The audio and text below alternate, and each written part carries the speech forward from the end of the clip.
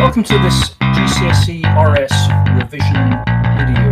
This is Asian Human Rights, and this is video 2 of 5. In this video, we're going to look at censorship, freedom of religious expression, and religious extremism.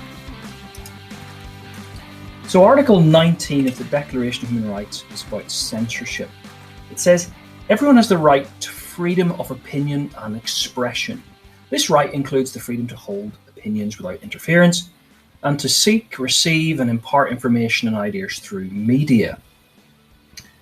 Now, people read this in different ways, and that's important that you understand that.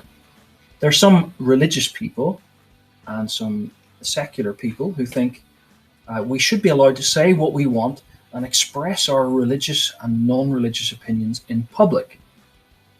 And both some secular people and religious people who are quite conservative or a little bit right-wing want freedom of speech as without any limitations on freedom of speech.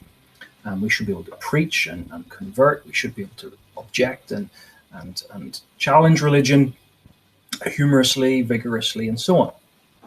Then there's a middle ground way of interpreting this. We should be able to talk about our beliefs in public, but not if it's going to offend others or encourage hatred to other people. Now, this is a slightly different approach that says, yes, we have freedom to talk about our beliefs in public, but we should do it in a way that is mindful of other people. And we certainly shouldn't encourage hatred towards other people. And typically, the Church of England that talks about having meaningful conversations. We should be having meaningful but kind of respectful conversations in the public place, in, for example, Church of England schools. And then there's the third view that is typical of, for example, France. No views should be allowed to be stated in public that are going to offend or harm others. Religious belief should only be expressed in the home, and possibly not even then. This is a view that really wants to push censorship, and that the public square should not have any offensive views that might harm others. Now, just what constitutes offensive views is difficult here to kind of establish, and who has the right to say what are not offensive views. And so perhaps on the left, the far left, this is something that is said politically, that we should protect others from any form of kind of harm that would be emotionally harmful and so on, subjectively harmful. And particularly religious belief should only be expressed in the home, and possibly not even then. So all of this is a debate around censorship. What does censorship mean? The suppressing or limiting access to materials considered offensive, obscene, or a threat to security. And in terms of religion, there are important issues that this raises. For example, Islamophobia and being anti-Semitic are attitudes that are prejudiced attitudes against Muslims and Jews. To a lesser extent, some people have argued for Christophobia, that some people are showing prejudice against Christians, and this could be applied to any group, really. Extremism is another related issue that we'll look at more, but it means believing and supporting an idea is considered far from normal. So in the UK, people are free to express their views. We have quite robust free speech, really we do, by any religion, unless the content is likely to incite violence to discriminate against the followers of that religion. Censorship means to prevent the publication or broadcast of certain content. Now, the censorship laws are very tricky, and this was highlighted by the case of Charlie Hebdo, the newspaper magazine in France that published pictures about Muhammad that were really quite offensive, and deliberately so, but they were making the point, the right-wing point, the number one point, that in an open society, we should be free to say anything to anyone, and nobody should be able to stop us. And as a result, terrible things happened. Extremist Muslims found their way to the newspaper and they murdered Charlie Hebdo and many others in the newspaper's headquarters a few years ago. Now, that's one aspect of censorship. And in France, there's a great tradition of free speech. And this is becoming problematic when free speech is used to particularly challenge the political ambitions, perhaps, of a small, of an increasingly large Muslim community in France and its related territories. Now, there's no doubt what Charlie Hebdo was doing was could be considered Islamophobic. Certainly, it was considered offensive by Muslims. But should Charlie Hebdo be allowed to publish, or should we censor? Should they self-censor? Are they allowed to say things like that? Now, you didn't have to buy the magazine. It was a private magazine. You have to pay money to get it. And yet, should they be allowed to say that? That's what's interesting. Another important case in America that has pushed the boundaries of what is acceptable speech, even in America, which perhaps got the most radical free speech, or at least it did. Maybe it doesn't any longer, but it did have enshrined in the American Constitution the Second Amendment, the right to free speech. And the Westboro Baptist Church were a very small group, actually, in America that campaigned against gay people. It was just one group, one church, one run by one family. But they got national notoriety in their campaigns against gay people and against Jewish people. Their language and actions were incredibly offensive, deliberately so. They certainly would classify as being a Christian group with extreme views that didn't and certainly don't reflect the majority of opinion within Christianity. Certainly don't reflect Catholics, who would find their views objectionable, especially against Jewish people, and increasingly, against many others that they thought about. If people held extreme views, they would still hold them. Extremism is quite sticky, quite hard to, once you're extremist, it's quite hard to get rid of that. Saying what you like is a personal opinion should be related to context, however. And most people think this. There is a context to when we say things. It's uncertain whether there can ever be a balance between free speech and censorship. There must be some free speech, and there must be some censorship, but how much is difficult in a pluralistic society. Some people dislike being, for example, disturbed at home when an evangelist comes knocking on their door to talk about, say, Christianity. And there are several religions that are evangelistic religions, but it's your home. You can turn them away. You don't have to listen to them. Is that the balance between free speech and censorship? So what do religious people think about freedom of expression? Freedom of religious expression is very important to religious people who want to evangelize, who want to tell others about their faith. Religion can be expressed in a number of ways. Firstly, in the way that it's worn, through clothes and symbols that people wear. Secondly, through actions, the particular things that people do. And third, through symbols. Symbols both worn in places and in places of worship. Often in the media, we hear of situations where a person's desire to express their faith has led to others complaining of being offended. In France, as we said, it's illegal to wear religious symbols or religious clothing in public. The ban, the burqa, is causing huge issues in France. And sometimes it's really quite crazy what they're doing. So let's think first about religion being expressed through what you wear. So it's a personal conviction. Remember this, the meaning of this word, personal conviction. When someone feels strongly about something that they believe in. It's a personal conviction to express faith through what is worn. And we think of several religions, Sikh religion, Islamic religion. We're thinking about Christianity.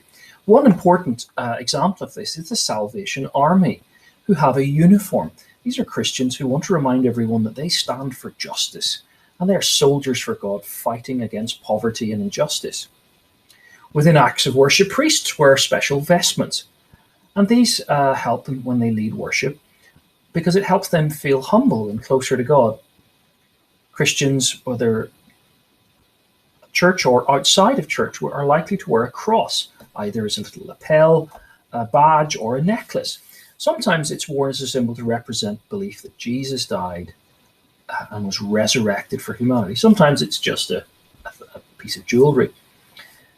When Catholics wear, in particular, the crucifix, Protestants wouldn't, but Catholics would wear a crucifix to represent the belief that Jesus sacrifices himself so that the sins of humanity can be forgiven and humans can, in turn, earn a place with God in heaven through baptism and the other sacraments and through works of mercy. Second, then, actions. Expressing the faith through actions, what people do. Most importantly for many Christians is the idea of evangelism. Jesus told the disciples to go into all the world and make disciples. Spreading the faith to others. Some believe it's important to try and talk to others about your faith, to persuade them to join your faith. And they have that kind of ambition to convert people. Others believe in interfaith dialogue, that it's important that people of different denominations of Christianity and what's called ecumenical dialogue, and people of different religions to come together and talk about their views. And it's important to understand and get on with others and celebrate what other people believe. So much different idea of expressing your faith through actions. As we said, priests wear vestments as they lead worship, which helps them feel humble and closer to God. Some people believe it's their mission to express their faith, to try and convert others to try and believe. It's a duty to try and teach the gospel, as Jesus said, to make disciples, followers of all nations. So what would they do? Well, many things. They might give out leaflets, they might go to door, they might preach at public spaces. And increasingly, this has become difficult. In Bristol, people have been arrested for preaching in public spaces because others have complained to the police.